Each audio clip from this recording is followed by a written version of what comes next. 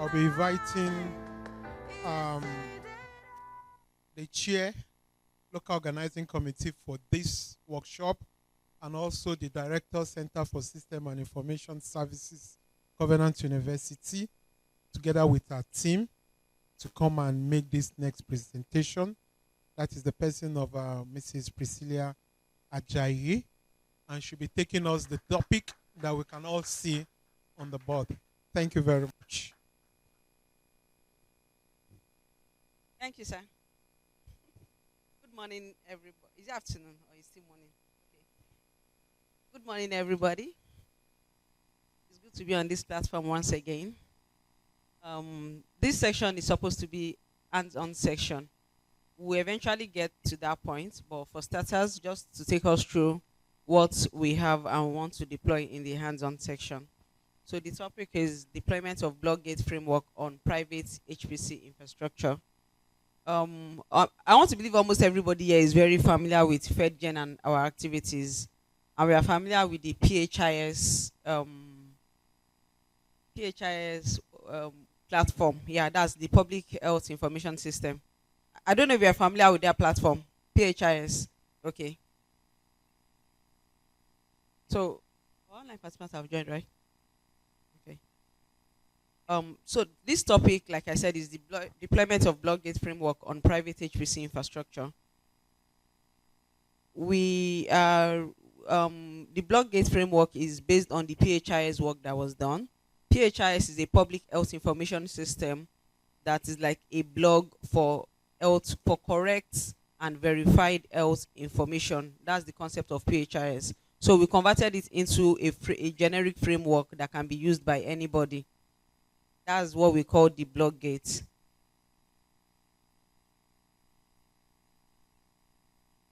Okay, so I already started by explaining what BlogGate is, which is a platform that a dynamic platform that can be deployed and implemented for the purpose of blog of any platform whatsoever. But it initially started with our application, the PHIS, for dissemination of information to the public. So we eventually came up with the general framework where you can just deploy once you understand the structure, the architecture. And I will just talk briefly on the architecture, the system design and architecture of the BlogGate system before we go into hands-on. So before I continue, I would just like to say that practically what we are trying to do now is to say what we've learned from Monday till now, how do we practicalize it? Because at first we learned about GitHub, we learned about cloud infrastructure, we learned about the HPC deployment, Docker, Kubernetes, and also the engineer Bola session, and also the testing. So what we want to do in this session is just to have hands-on on everything that we have learned from Monday till now. When one of the facilitators was taking us, he talked about software development life cycle. So at the stage, at any point in time when we were going to come up with this application, we took our time to do documentation for it and came up with this architecture. BlogGate is a microservice-based platform. I want to ask, do we know the difference between microservice and monolithic? Or do I need to explain? Is there anybody that needs explanation on it? Okay, yes. Okay. Okay, so let me allow somebody that understands what it means to give us an explanation on that. Somebody cares to explain the difference between microservice and monolithic? Okay. According to what I remember from his explanation, monolithic, the whole program run as a block, whereas a block, kind of, yes, it's a unit, yes. But for microservice, the program is kind of decomposed into little subunits that can run independently, kind of. I think, if I remember correctly, when he was talking about the microservice, he made mention about the fact that you can scale, and then he talked about that you can only deploy Kubernetes on microservices, but when it is monolithic, you have everything together and the scalability is not really visible. Okay, Thank you. Okay, so for me, monolithic architecture most times, it's coupling all the application components within one structure. So if you are doing a 3-tier application, you have your front end, your back end, and your database living in the same machine or deployed in the same fashion. But for microservices now, you are deploying components, each and every one of the components in different. We spoke on Docker, so we're deploying each of the components in different containers, and none of them have a network point when they talk to each other. So you deploy your back end, your front end, your databases, your messaging queues, and all of that in different containers, and all of them just interconnect with each other. Okay, so let me just quickly give a brief explanation. A monolithic application and microservice is, I won't maybe agree fully, and I will not say you were fully not correct, but front end cannot be a microservice. It's part of an application. It's like you are trying to divide an application into different sections, front end, back end, and the database. That's still one application. But when you have different applications that can stand alone on their own, but at the same time can be integrated into each other to function together as one, that's when we are talking about microservices. So each of the microservices has front end, back end, and database. I don't know if you understand that. Okay, so this particular application we're talking about now, it's a microservice-based application. And on the screen, we can see the different services. We have the authentication service, the admin service, the notification service, the content service, the language translation service, and the billing service. So each of these services can work on its own. What it means is that it can easily be plugged into other applications without it necessarily working with any other service here. And at the same time, it has APIs that we can use to integrate together for them to work together as one. So in order for microservice-based applications to look to come together, we use APIs in integrating them together. And I think Mr. Oluwafemi also mentioned that. If we can somebody remind us what we learned about APIs? Another notable thing about APIs is that they don't have to be from, say, the same developer. You can develop your app and you want or you need certain things from another developer's app. So the way they will communicate together is through the API. Thank you very much. Okay, thank you. So I will just take it up from there. Like he said, I will not use the word not the same developer, maybe not the same programming language. The good thing about microservices is it allows you to have multiple programming languages in one application, because each of the applications stand alone as a microservice, and it's just an API which is generic that you need for the integration together, to integrate the applications together. So some of the microservices are stated here and the technology that was used for them. The authentication service, we have Django and MySQL. I believe we've also learned a bit about database in the course of this workshop. We have types of database. We have the relational database and the non-relational database. And based on the type of the application that is being developed, we determine exactly what is to be used. We needed something relational for the authentication, so we used MySQL. For the content, we need something fast that can store information and not necessarily for the information to be, for the data to be related to each other. So we're okay to go with MongoDB. Then we use Flask for the application of the contents, Django for notification, and the notification doesn't need a database. It's just getting information from an API and then pushing it out through another API for broadcast. Then we also have Django for the admin and MySQL database. Okay, so basically, that's just basically the overview. And in the course of this application also, we needed to push it to GitHub. So each of those microservices have its own GitHub repository, and it's open. Eventually, after this program, you can decide to download and try it out and see how it works. But in the course of this training, so we'll be doing hands-on to take us through on the deployment of each of it. Okay. Okay, so this is a flow diagram that shows the deployment architecture of the microservice and the testing.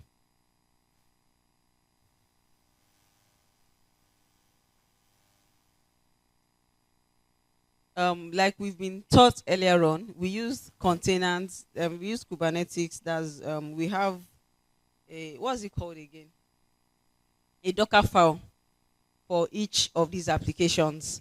So at the point after writing it, the image is created and then deployed. This is the process flow of how that is done. We'll go more into details of it at the point of deployment. So basically, all I'm doing here is to explain to us the framework and the workability of the BlogGate application that we are going to be deploying in the next. So the next thing we want to do really is to put ourselves into groups, and each group is going to work on deploying an application, a Docker. We work on deploying these BlogGates. Okay, so to continue in this session, I will hand over to Festus Ojesanmi. He will take us through the practical aspects. He's one of the major software engineers we have in FEDGEN, and he has been with us developing the application since we started with PHIS up until now. Thank you. Thank you, Ma. Good morning, everyone. So let's start. My name is Festus, sorry. So let's start. So as director has said, the application is microservice based. So if check the screen now, you see like this GitHub. So these are the repo for each of the microservices we have. Like this first one, this for the authentication. Oh, okay. Coming. Are we see now? This first one is the authentication repo. Then we have the content, the admin, the notification. So each of these repo now is like a full application on its own. It's running like as a microservice. Yes. So if you check the repo now, so this authentication now is written in Python Django. So Django is a Python framework. So I don't know if you are familiar with Django. So I don't think we have to go through that. So I will just go to the code and not all the code anyway. Then I think we are familiar with Docker already. Yeah. So we have our Docker. So for each of the microservices now, we have a Docker file that will help us to build the image. I'm sure you understand. So the image now is what we will now use to like. So for each of the microservice, so it has the code base, which is the backend, has the database. You get. So each of those now be inside the Docker image. So it's now that Docker image that we are using inside the Kubernetes pods. Do we get that? I think we are already familiar with Kubernetes. To a certain extent, but not at your level. But at least Okay. they can relate few of those things. Okay. At least you've had the file, the image. I Okay, had so okay, sir. So this is the Docker file, and we are using Python 3.9, and this repo I think has been created like 2 years ago. So as we have been told, this image now is running with Python 3.9, and that's one good thing about Docker. So you can still maintain that version to anytime you want to change. I think recently we are at like Python 4 point something, I think, but we are still using it because that's what we used to do it. So this is the Docker file. Then we have the YAML file for the Kubernetes to build the pods. Where is that?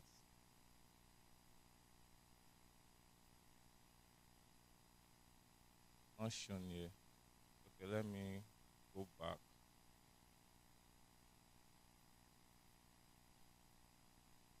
So I think we should all go to github.com so that we'll search for these repos. So we are actually going to pull it into that SSH server that we are logged in now. Hello, sir. Are they logged in inside the? Sir? Yes, sir. SSH and login. The password is FEDGEN 123. All the three servers. SSH FEDGEN 123. After this, I'm going to destroy that server. So the password is, have you logged in? Group 1, are we in? Group 2, are we in? Group 3, are we in? Group 3, we are in to the server. Okay. So? Thank you, sir. So, let me also enter into one VM.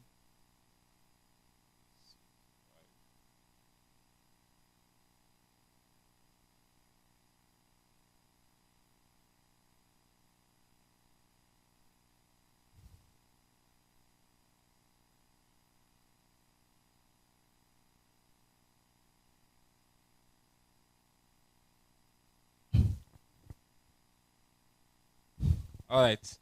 So the next thing we are doing now is we're going to be like pulling each of the repo into this VM we are logged in now.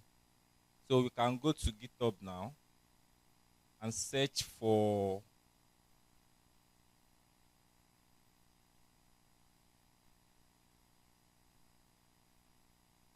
let's search for FEDGEN on GitHub. Are we doing that?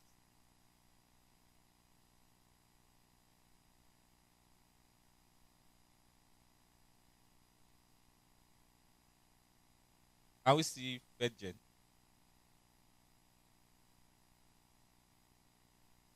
On GitHub.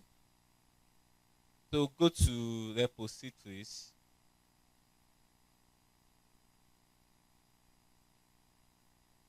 What can we see? Like the repos inside.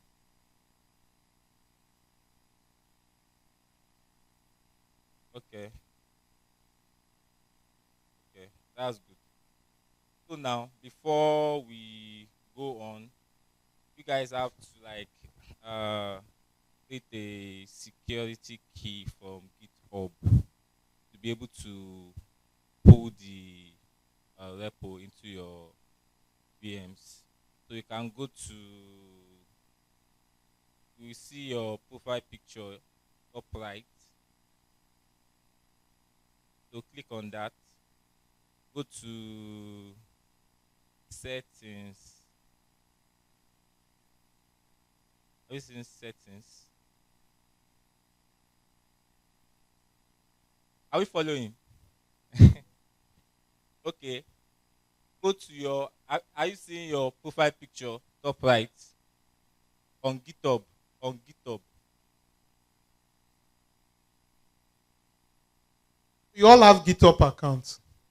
Before you log in into, so on your system, go there. You want to start a deployment, so he wants you to use the GitHub platform. So go to your GitHub. Are we there now? Let me come and check.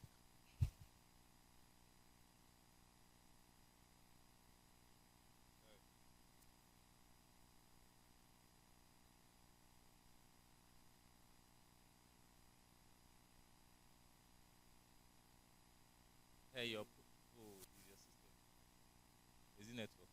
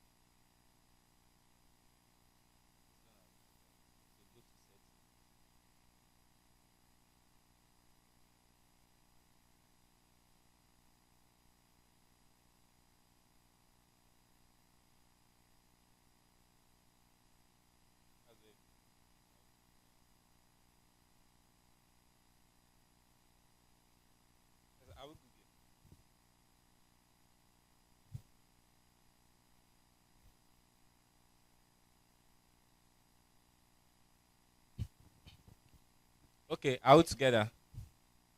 So go to developer setting. That's the last one. Sidebar. Are we seeing it? Yeah, so click on it.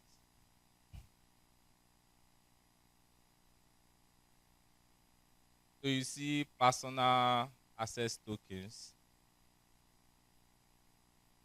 I click on classic.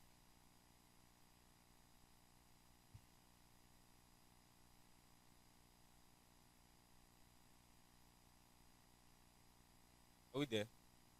So generate new token. Classic.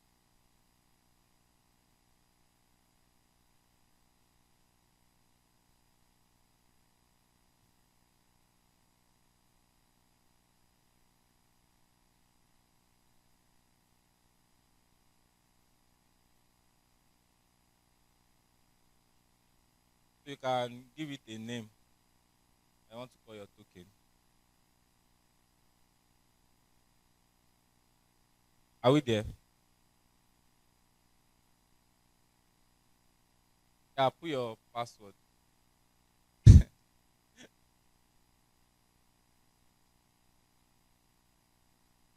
You go on.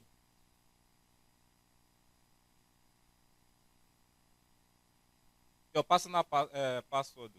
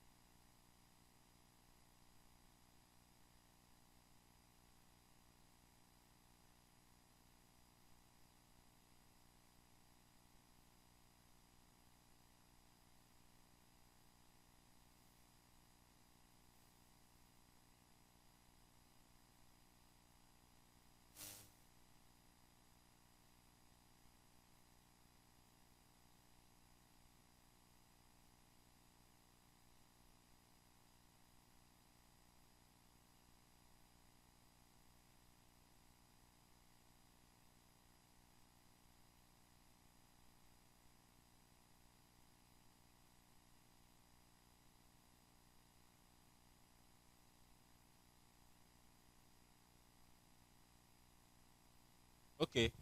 So I can call it any name. USSC.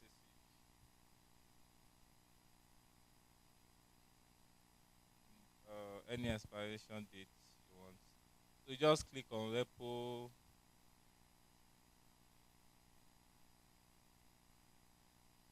project. I think that's okay. And SSH signing key and generate. Huh? If you want. Yeah. And generate the key. So that key now you have to just like save it somewhere. So that's what you'll be using anytime you want to like pull any repo into your working machine. You can copy it and somewhere. But sometimes you don't actually need SSH to clone. Huh?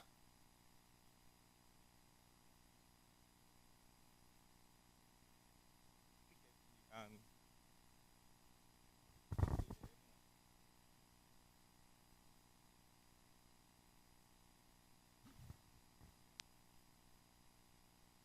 so initially, might not need this security key to like clone a repo, but actually, when as a developer, if you are working, you like you are making an update So when you want to pull, now that's when you now need this key you are hitting.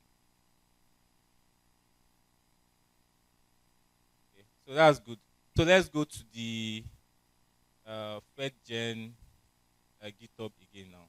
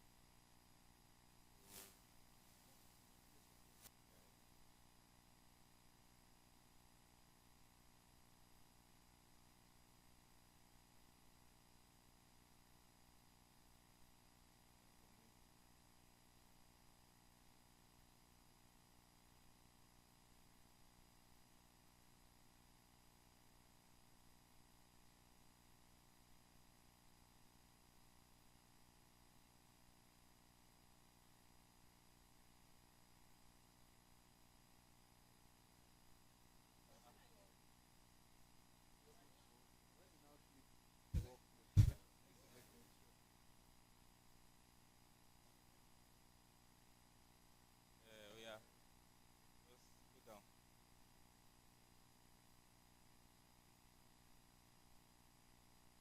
Copy it and just save it somewhere.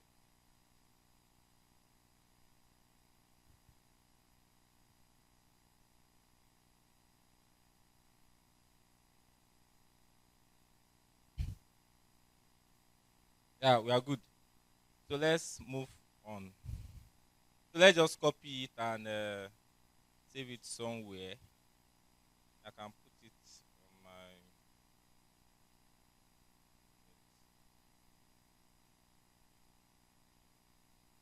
Yeah.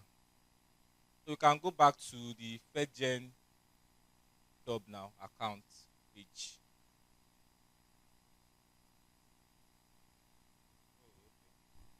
So for people online, let me go over the key generation again.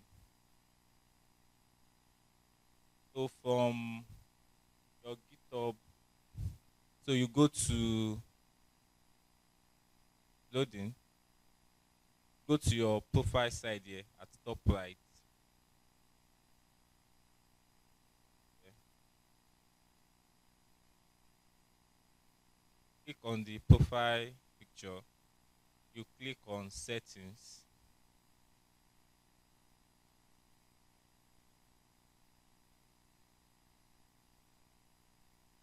Not clicking on.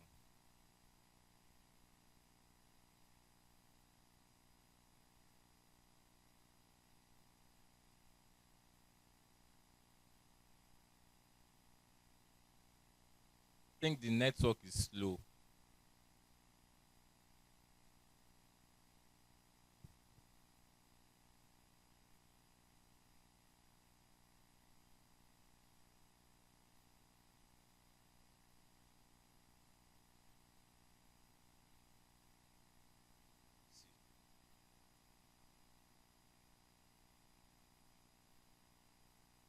Wait now, Sha. Okay. So click on settings.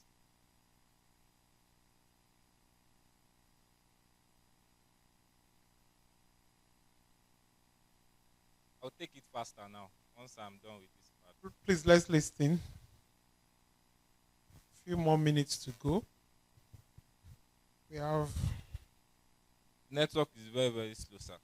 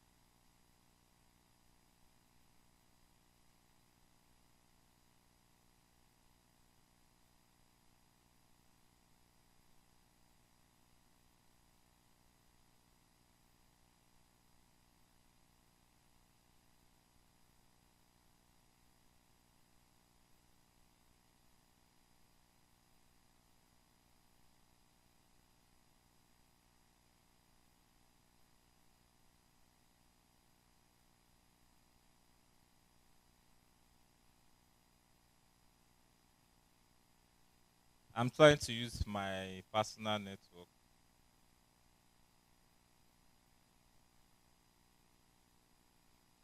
What's it?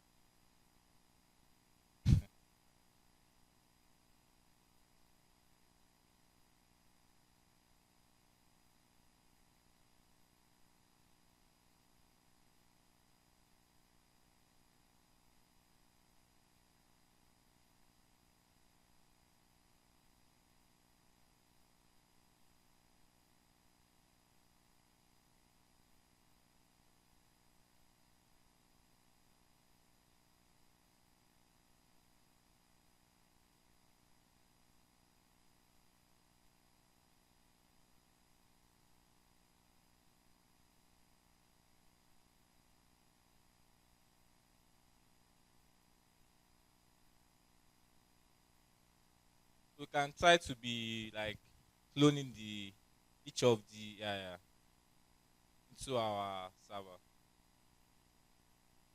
Okay. Just type git clone the. Okay. Before, just click on the repo first. Then you see a green button code. Are we there?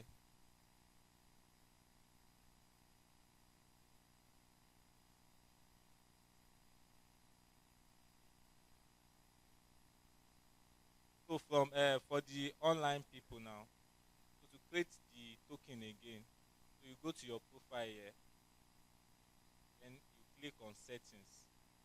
When you click on settings, it will open this page for you. Then you scroll down, see developer settings. Then you click on personal access token. Click on classic.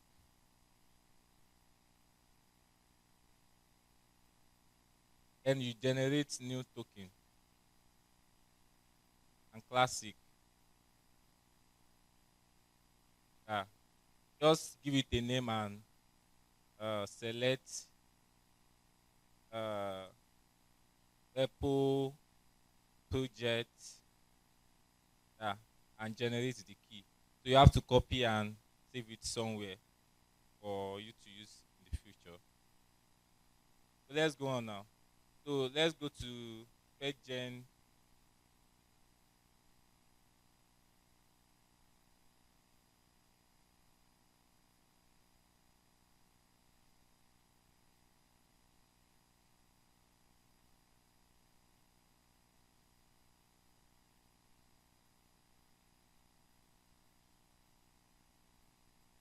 So if you click on each of the repo now, you see this code. Then you copy this URL, right? Okay.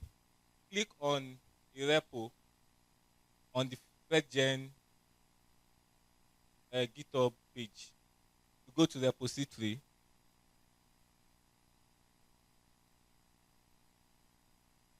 Hey, you're already there. So click on one repo. You can click on admin or yes.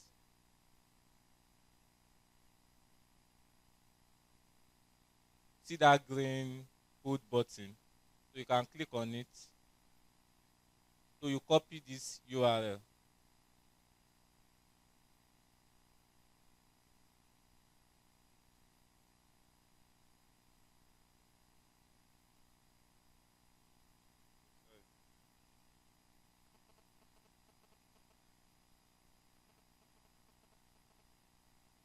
So once you've copied that URL, go back to your VM here and type git clone, then you paste the URL just to put the repo. You can do it for each of the repo we have.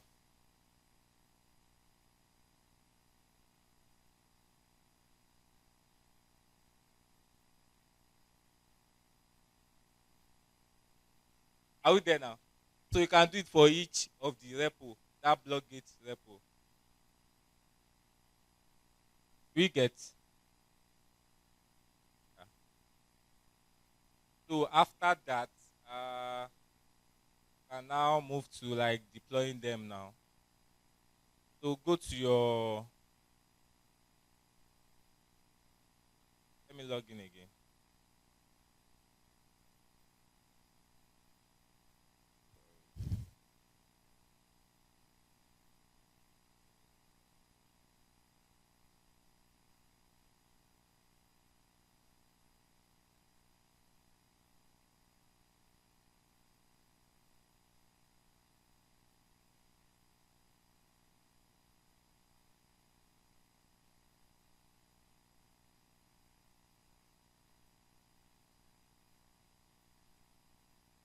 So once you have cloned everything, you can type ls so that just to see that you have in your VM. Can we see all the repo you've put? Sir? Okay, network have you. And you can just try to log in again. Oh. Okay, for online participants, to clone the repo, just type git clone and the URL of the repo that you copied. You paste it and enter. So that will pull the repo into your VM.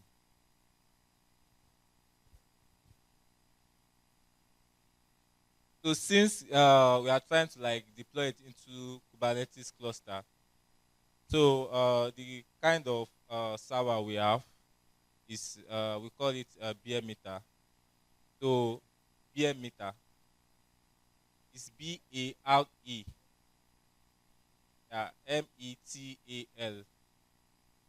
or BM meter or any. So that's what we call this kind of server. So there are two approaches of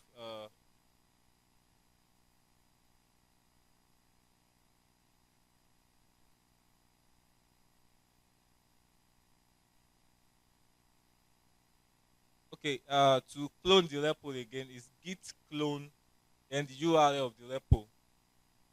And you enter so that it will pull it into your VM. So as I was saying, there are two approaches of deploying into Kubernetes. That's initialization of Kubernetes cluster. So we have like all these cloud platform like AWS, GCP, and so on.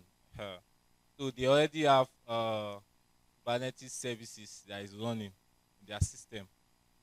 So that one you can just like plug in. You just have to do some training to know how to like just pick and drop and to run the Kubernetes cluster for you. But in this case now, and that costs a lot of money, you know. So this one, since we have the resources in our hands, so we call it bare meter. So there's a video on how to like initialize the cluster. So at FEDGEN we have, so you can actually ask ChatGPT like how to install or initialize Kubernetes on bare meter server. You can try it. So it will bring out steps for you.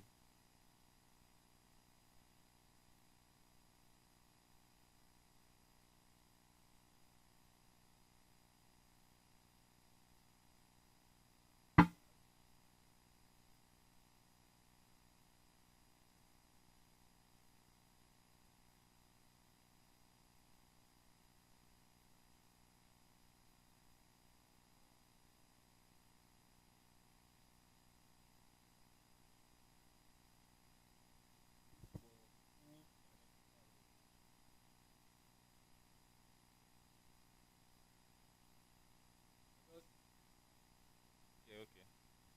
So are we there now? So at FedGen, so we have we like came up with a guide to deploy a microservice on Kubernetes cluster. So I think, I don't know, we can ask for access from FEDGEN if it given. But for now, you can just follow this, or what I said before, you can ask ChatGPT. So let's even try that self and see what comes up. So the prompt now, you can ask, give me step-by-step guide on how to initialize Kubernetes on bare meter server. Let me try it on my side too.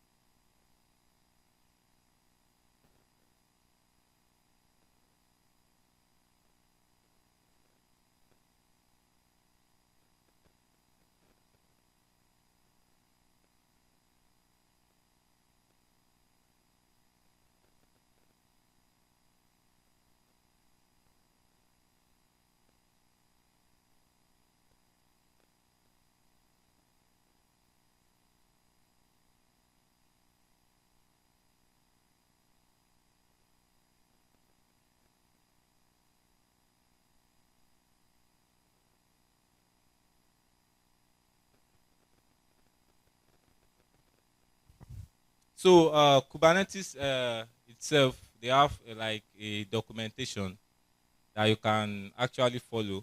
But to make it easy, you can use ChatGPT because that's kind of professional. So you might be lost in, you know.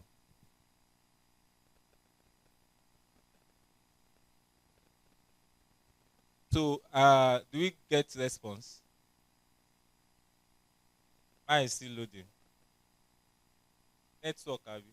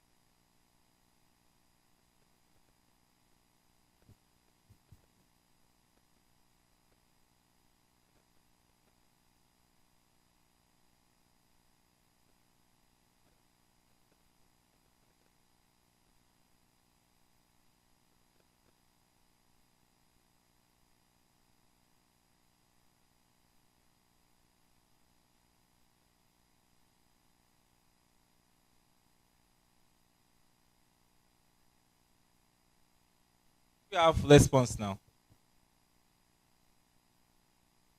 Let's try to huh? Yes. Oh, okay. Let me see.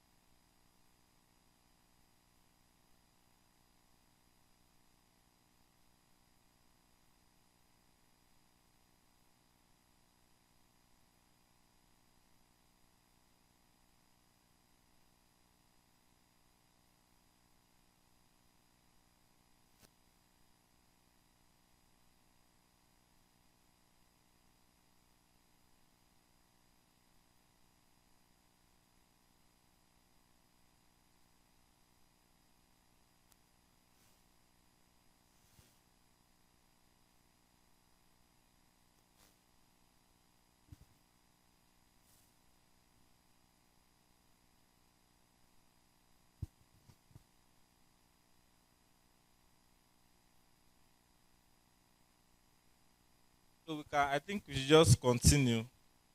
People are pulling the repo, which is very, very slow. It's still at 8%. So let's just move on because of time. So with our there, so the response now, I don't even have response.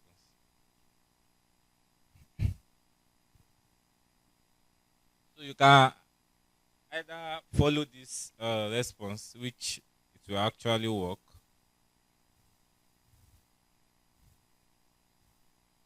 or you just go to Kubernetes. I think I have the link here.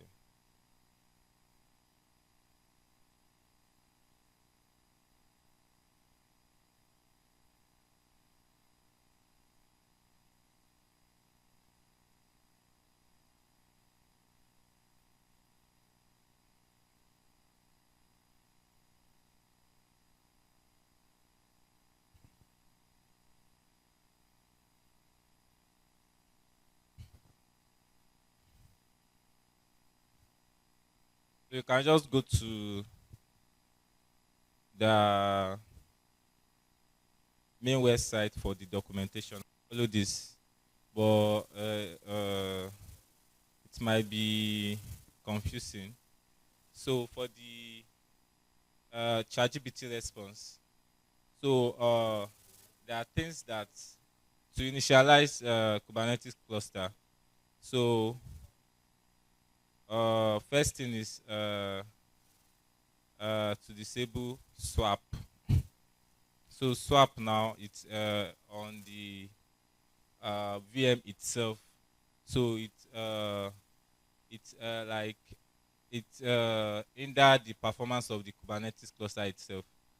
So we have to like disable it, and I have the the commands here. Just sudo update, then you upgrade and you do sudo swap off -a and insert run all these commands. Then you can sudo this, you want to edit this file and comment the, so let me run this.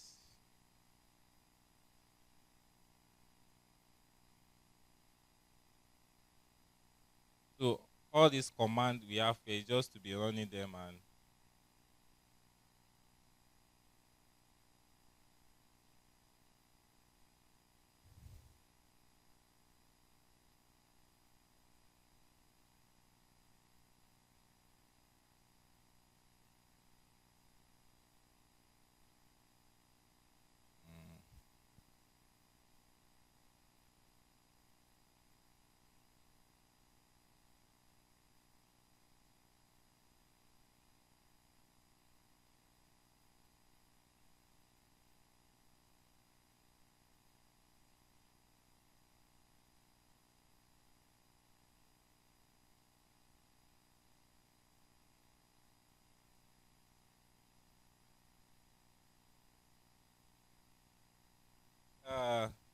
later we can ask for permission for this file from FEDGEN.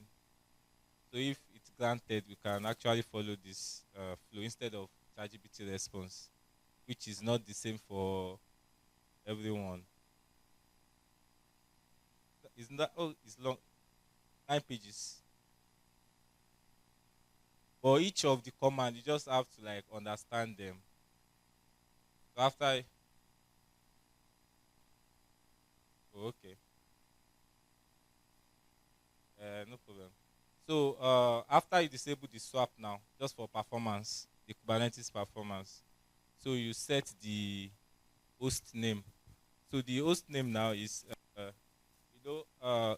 Kubernetes now. It's possible that you run all your worker nodes and master node in one cluster, and if your application is that, it's not really an application. If you have like big resources like VMs, you have the capacity, so you can separate your master node and your worker nodes. So master node is to just schedule works. So its own. It's not about running your, application. You just, when you want to use the application, you just send it to a worker that you handle this one, handle this one. So if you have the capacity, you can do it like that. And it's even possible to have just one cluster that will handle everything if there's no capacity. So for this, like this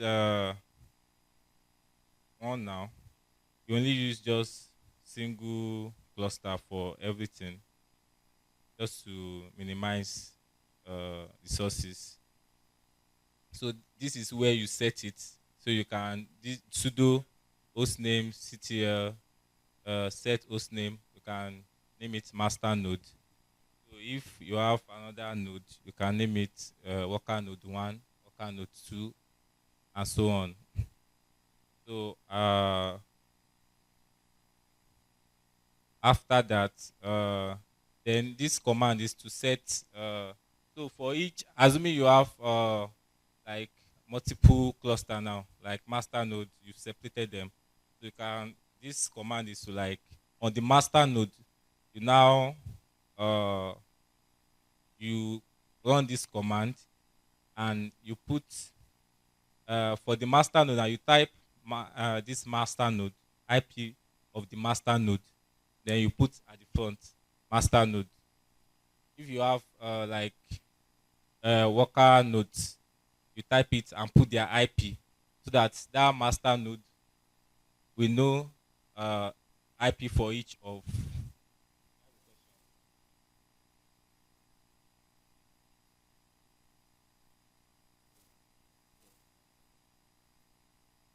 Yes, yes, yes, yes.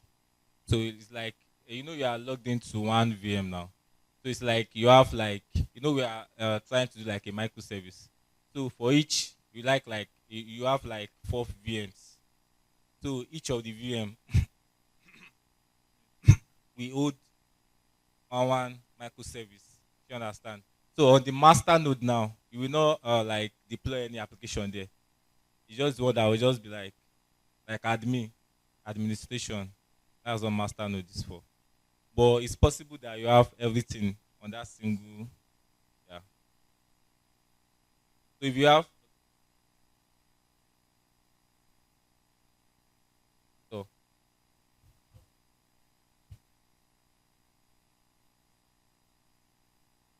I will still get that part. So after you set the IP and master node for each of the VMs, we'll call them worker nodes. So you go to this this step 4. Yeah. So this step now is to IP4 version 4. So for people that are network people here, you understand IP version 4, version 6. You just have the IP bridge. So you set that on your master node now. So you can run this command. It will open this container config file. Then you insert these 2 lines. Save. Then you run this command just to configure the IP version that you want to use, version 4. Yeah. So you just run all this command and insert these lines of codes. Then this sudo systemcts system is just to, like, reload the VM itself, so that everything you've set will now come active. So after that, our for Kubernetes now, it runs it's actually like running of containers inside the pod, right? Yes. So for that pod to run container now, you need like a runtime. So we have many runtimes. We have Docker. We have container D. We call it container D. So anyone you want or you are familiar with, you can install. But I think we are familiar with Docker. So and I know we've installed Docker before. So you just uh, run this command to install Docker so that the Kubernetes cluster now can use Docker container runtime to be running its container inside the pod. Yeah. So now, after the Docker has been installed, then you can now initialize the Kubernetes cluster. That's on the master node, assuming you have separate nodes. Are we following? Or is boring? Yeah, it's because of our network. Yeah?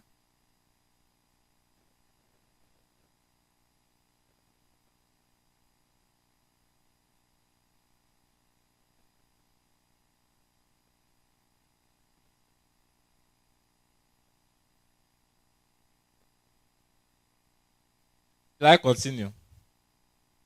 Or we want to run the commands? Let me just explain it and try to be faster.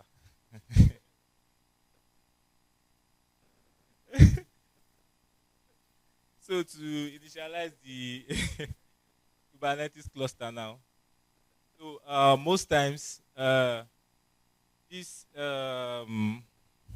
commands now, they are, a lot of time softwares always have update. So it's always good to, like this file now has been created like more than a year. So it's when you want to initialize the cluster, it's good to like go to uh, the Kubernetes documentation itself so that you copy the right command. So to initialize it, then you can sudo apt get update. Then you store your certificate inside that the Kubernetes will be using. Then you set all these commands are actually copied from the Kubernetes documentation. Yeah. So you can go to it. Just go to kubernetes.io, click on documentation. You can follow the steps. So for Kubernetes to run now,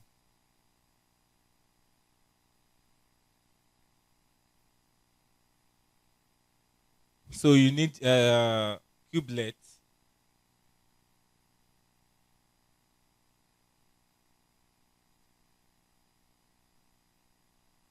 So and for better explanation, can just like let me ask ChatGPT to explain.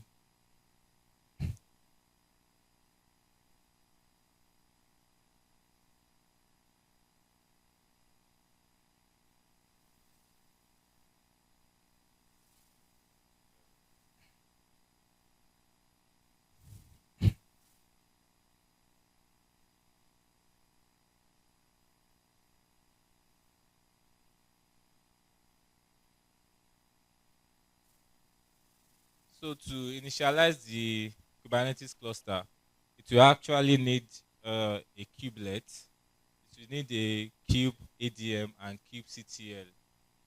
So kubelet now is Kubernetes agent that runs every node. So kubelet actually like a monitoring spirit that makes sure that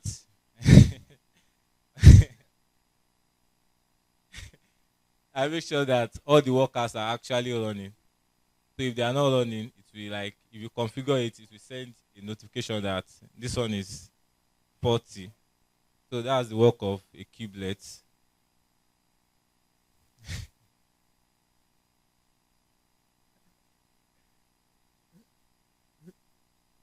So the key ADM now is a CLI, client interface to set up Kubernetes cluster. So actually, if you want to like initialize a Kubernetes cluster, you just run kubeadm initialize. It's just like a CLI that will just run it, and you just download all necessary packages from Kubernetes. So you just ChatGPT, just ask.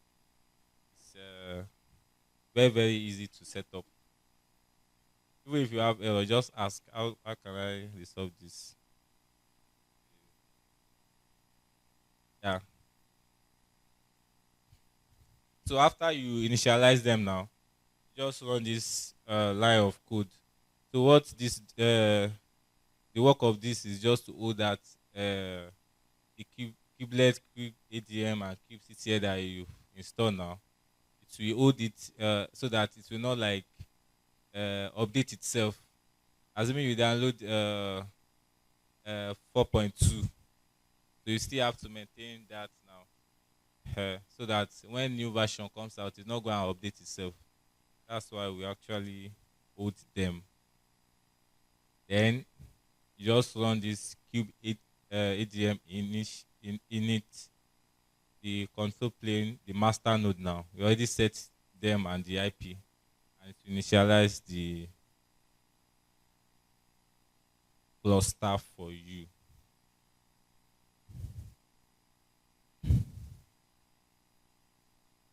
And you follow these commands too.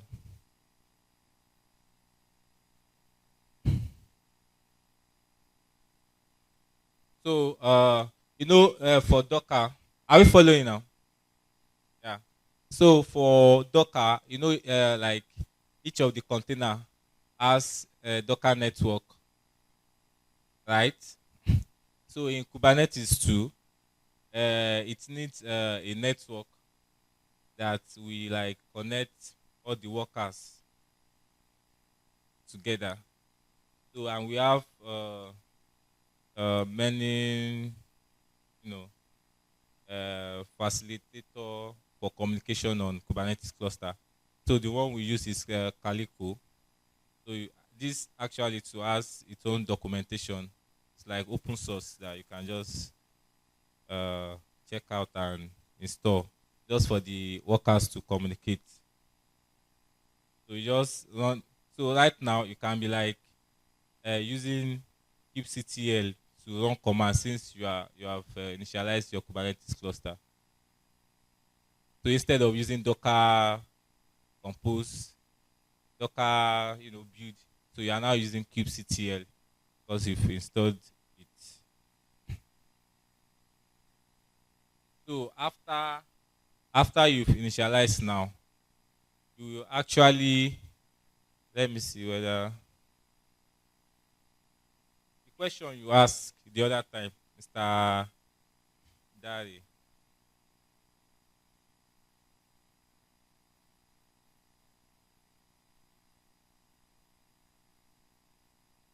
Yeah. So when you initialize the cluster now, it will bring a token. You understand? So you now copy that token, and each of those, are we following? So each of those worker nodes. So once you like initialize the kubectl on master node, it will actually reflect. You have their IP on the master node. So you now copy that generated token now and run it inside each of the worker node.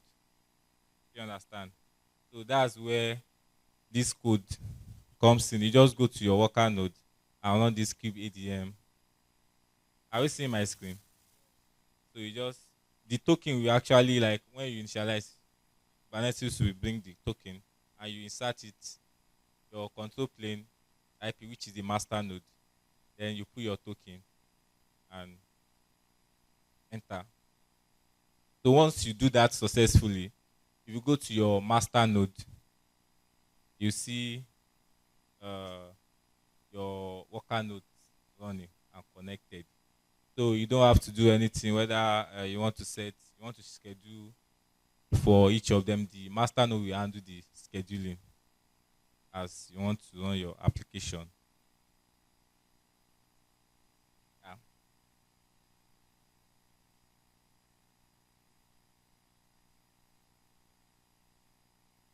So once you have successfully initialized your Kubernetes cluster, you can go to your VM and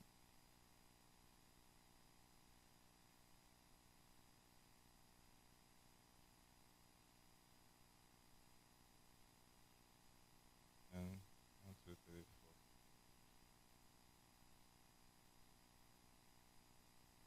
So if you run this command, keep get nodes. So actually we are using just this single node for they are running the application on a single node. So assuming you have a worker node connected now, to show it here that it is connected. So it will show your master node, it will show the. Can you see my screen? Yeah, and with their version they are using, and the status must be ready.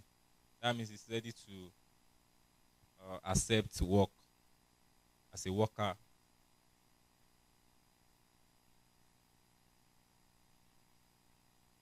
So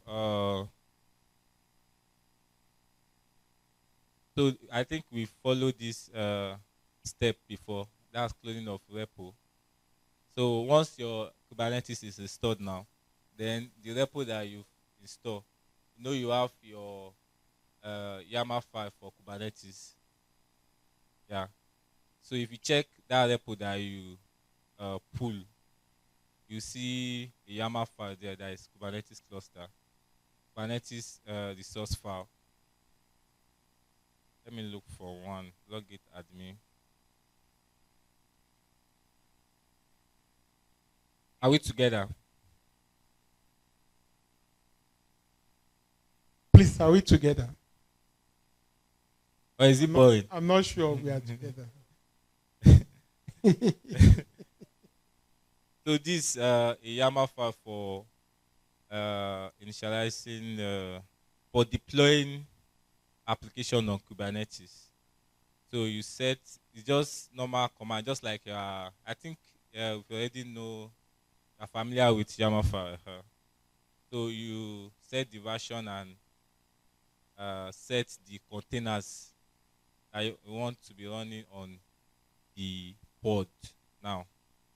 So each of the repo now is an application. So each of them has this YAML file. So inside that YAML file now, the application will have the app itself and the database, right? So those two containers now, Kubernetes will now put them inside the pod. Here you get now. It's similar to Docker Compose, the way it works, but this is like so you set your application as web, then the database, which is MySQL for admin microservice. Then you set the version, and for the web now. So if you see, we have FEDGEN admin prod. So this image now is already like pushed to Docker Hub. So Kubernetes now. So instead of what we actually do sometimes is once your application is ready, you can either like build the image locally or you go into your VM and build it. Then you push it to Docker Hub. And if you like, you can make it public that anybody can pull and use. So this now, we already like push it to Docker Hub. So once Kubernetes sees something like this, the image. So normally, we are using Docker runtime. It's to know that it's supposed to go to Docker Hub to look for this image. You understand? For MySQL too, because of versioning, and so what we did is we like created our own personal MySQL image and push it to FEDGEN Docker Hub account. So that's the image we are using inside the pod now. So this file now, I'll stick together. Yeah. So for in Kubernetes now, for external application like front end or other microservices to communicate now, it's not possible to communicate directly.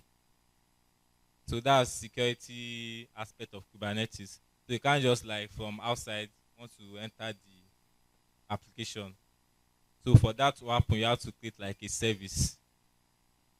You know, so it will be a link between outside and the Kubernetes pod. So that's why we have the service here. And the way we did it now, we make sure that it's only this web app now inside this container web. It's only this one that can communicate with the database. That means if you have another microservice now want to like get something from database of admin, you can't do it directly from that application. So it has to like connect to web endpoint. So it's not that web that will now fetch the data for you. It's just some security techniques. So you have to like create a service that the outside can communicate with. So and for routing of external call to the Kubernetes pod now, we have so this routing now it works like load balancing. Do you know what load balancing is? Yeah, it's not actually proxy. What is just so there are a lot of new technologies now that makes it very, very easy. Just like traffic now, just like configure it. If and you can use regular expression that if the URL looks like this. Know what we did in this Kubernetes cluster now, my network, is that everything is running on this VM. So that means we have like more than one application microservice running on that VM. So when external services now want to communicate with like admin, so what traffic helps us to do now, we call it ingress routing, is that you like configure that if this URL looks like this, route it to admin. You get? Yeah, so that's how it works. So once, I think we've gone through this resource file now. So once you are done with this resource file and we've put it into our VM, let me log in again. 6.5.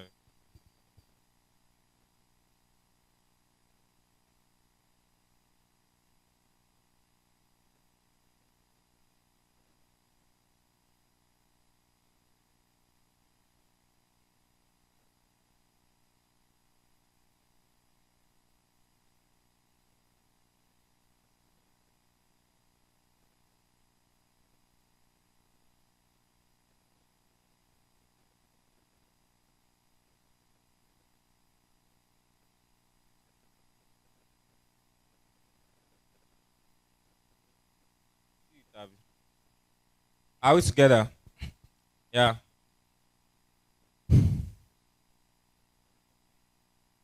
So once we've gone through the resource file now, the YAML file.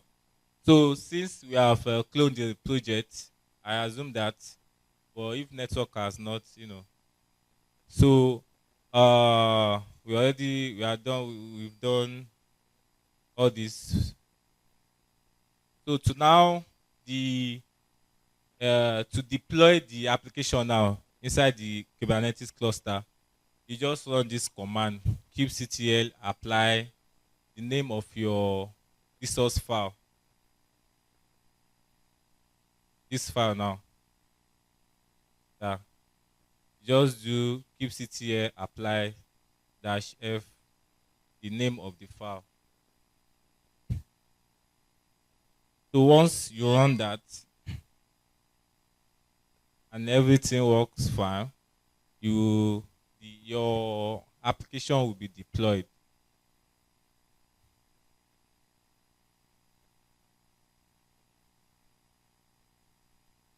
So if your application has been deployed, you can just like check whether it's actually working.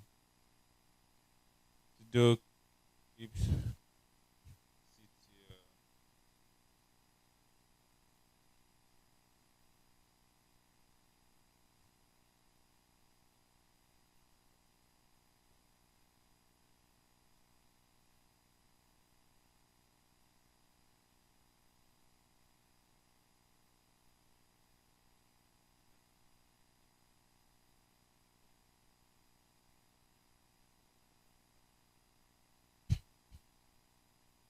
So for me now, you see that we have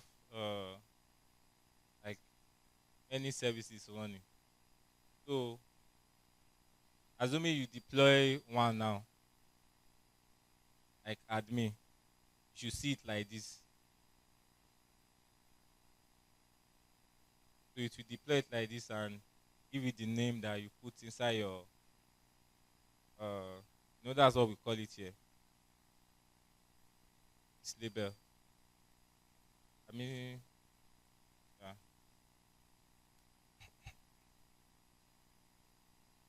Yeah, and you should see the status as running. So this has been running for 444 days. Yes. But it can be like if since we already set it inside the resource file that when the server goes down, once it comes up, it will restart itself. So it has restarted 404 times. The last time it started is 9 days ago. Here you get. So that's how it actually works. So you can actually like want to be sure that is what you like put in your resource file that has been deployed for you. So you can do sudo kubectl describe pod and you copy any one of your pod now and paste. That's my sudo encapsulator.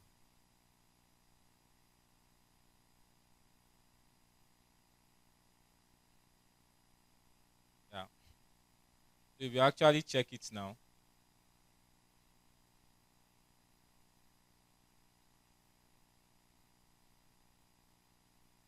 so the start time is Monday, 27th of May, 2024. App admin service MySQL. Yeah. So it's running using Docker as a runtime. This is the container ID for this web. So inside the pod now, you see that we have the same thing we have inside our resource file. Are we still together? We have our web. So you see the same image we set on our resource file, the YAML file, and the image ID from Docker Hub. We've pushed our Docker image inside. So we have the web and the MySQL. So this is the MySQL we are using, and the container ID and the image ID pulling from Docker Hub, and the status is initialized is ready and container is ready. So that's how it works. So if for external services now to use this application now, what is left is just to configure. This is your VM now. Just have to like do domain name registration and connect this VM you are using, that domain name. You get. So that domain name now, you configure your SSL just for it to be secure. You use HTTPS. So once that domain name is connected to this IP, so you go to that domain name and do your slash. So what you like tell traffic throughout each of the service here, you just put slash admin. So this we actually like get all the endpoints inside the admin surface. Let me try and get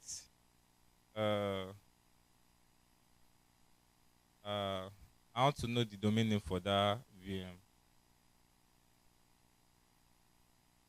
So I will just know that it's running live. Let me go to yeah.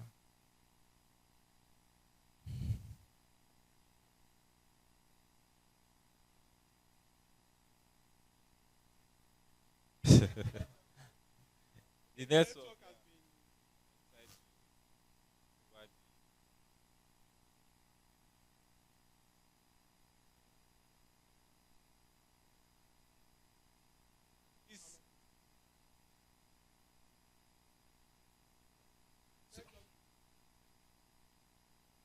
I know this work is very, very boring. Okay, the network. Sorry. I already done anyway. So this URL now, this domain name now is already connected to. I'm just using this as example, just for us to understand. So this domain name is connected to this VM I'm using. So if you click to this VM now, once you put, let's say, what was there then? Where's the source file?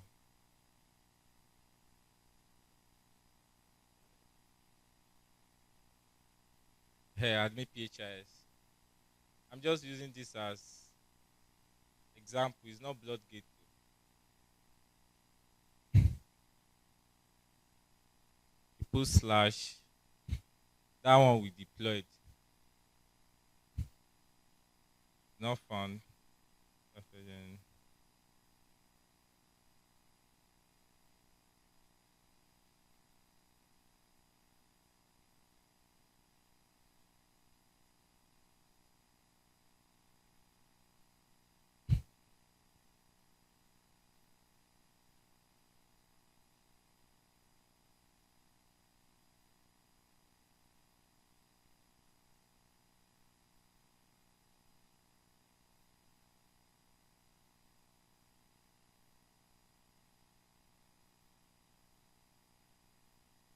So now, so this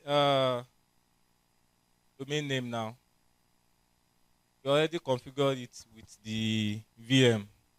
So once you enter the domain name and you put, and we say that services are running on the cluster.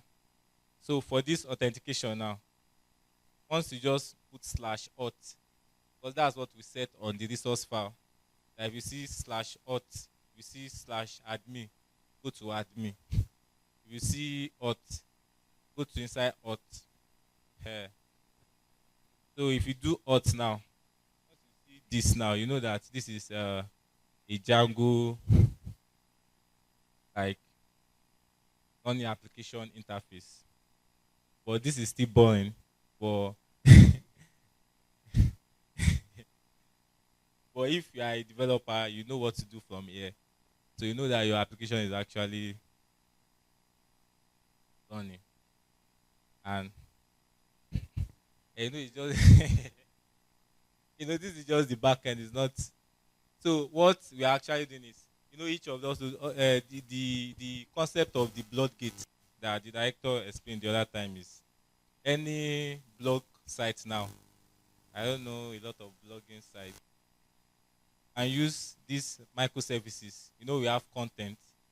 So that content is catering for all the blog tests that you see on the platform. You understand? The admin now. The admin is and backend now. The admin is handling how to manage the application and the users on the platform. So that's the function of that admin microservice. Is to for you now as a user. From that admin service, it has functionality to like assign roles to you. So that admin now is what is catering for that administration of the application, but it is backend functionalities. The notification is handling sending of notifications to users. Here you get. And we also, which one do you mention that we still have? So the authentication now, its own job is to like authenticate user when you want to register, when you want to log in, when you want to change password, when you want to reset password. It's that side that will know that this user is a admin. But how it works is, so each of all those microservices now, they have to still be communicating so that when a user in a hot service now, there is admin, the admin microservice is supposed to know that that person is an admin. You understand? So you can create some events, we call it event-driven programming. So that's another topic entirely. So they actually communicate together. So if you delete this user now, it has to communicate to admin to that this user has been deleted. So that's how they communicate. So each of all these microservices now, we now have a front-end microservice itself. Like you can use HTML and CSS if you like. You can use React. You can use front-end frameworks. So that front-end now, the blogging site now that you see, then you go to one blog site, you see the interface. So that interface is a microservice itself. So it's that front-end now that will now be communicated to all these things that we deployed.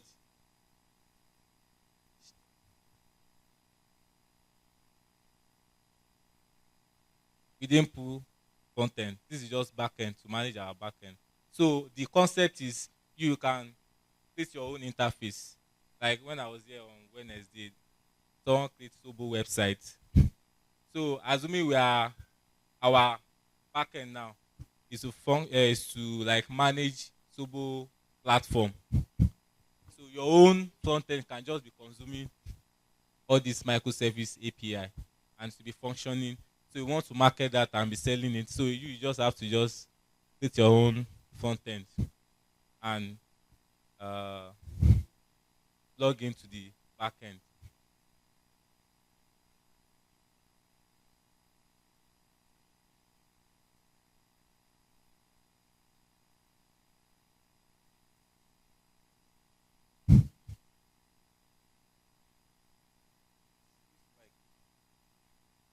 Okay, sir. Thank you, sir.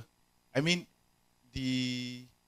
all of these microservices that we did now, that is backend, can it serve like 3 different persons? Yeah, that's the concept. I mean, the Zobo person, another business vendor, another business vendor. Let me explain. So what like this BlogGate now is to serve blogging sites. You understand? So you can have Linda EKG, have Ediola Fire or something blog, can have Daddy blog. So anything blog, these microservices will serve them.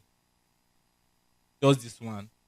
So it is dynamic and it will like you have your own dedicated database for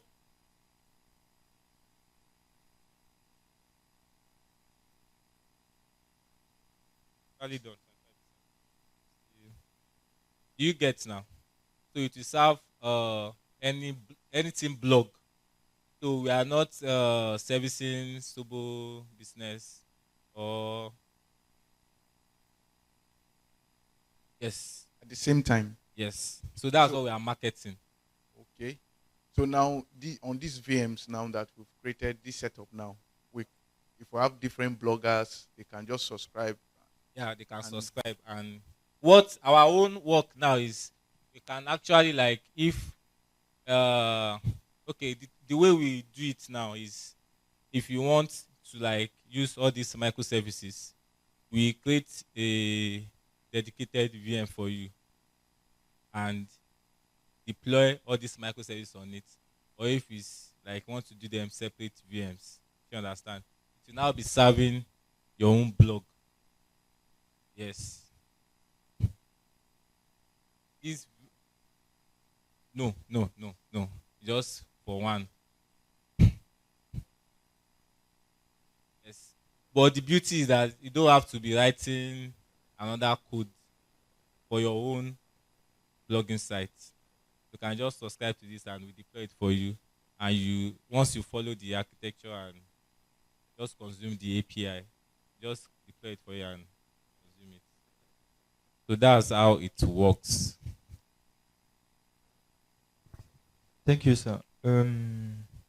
First, I want to ask, when you have the idea, the platform that you want to build, how do you determine the number of microservices you have to decompose the app into? Do you get the question? For applications now, most time it's not all application that needs microservice. So if you see the scale of your application that is not something that will be robust, you understand, just flow with monolithic approach. Because if the application is not serving like a lot of people, don't really need microservices to you don't need microservice approach for that unless you have your money. It can work, but it's not necessary. If you can just use your monolithic and it will serve what just most times it's just the how big your project is. You know, like GT now, the last year I think they changed their architecture when they see that you understand what they started with cannot told the traffic, so they have to like change architecture and yeah. Okay. I heard you hosted all the microservice in a particular VM. Does it mean that our PHIS platform, does it mean that we only bought the domain name and we are in charge of the hosting of all the content in this particular VM? Yes. Okay. So since we have the capacity, okay, so since we have the capacity and resources available, so we don't need to like subscribe to a hosting platform for the backend microservices. So we have everything running on the FEDGEN data center platform instead of paying money outside. So the only thing we pay for is just the domain name and maybe SSL configuration, just for it to be secure. Yeah. Now, for someone who wants to build his own application, and maybe the person identified maybe on Docker Hub some already existing microservices that are available, that person can just pick as many as the person wants and integrate it. Of course. If you see anyone that it will flow with you and you know it has the functionality of what you need in your application. And actually, if it's public, Docker images, there are some that is private, there are some. If they make it public for you, just like all this AI model too, they make it public. You can just pull it, and you can, improve it if you want. But one thing about Docker image is that, it won't show you the codes. It's only what the person created for that will use it. You understand? Addition to it. And they always have documentation that you just follow and you know how it works. It's very, very simple. Just get familiar with it and thank you. Thank you so much, sir. Thank you, everyone.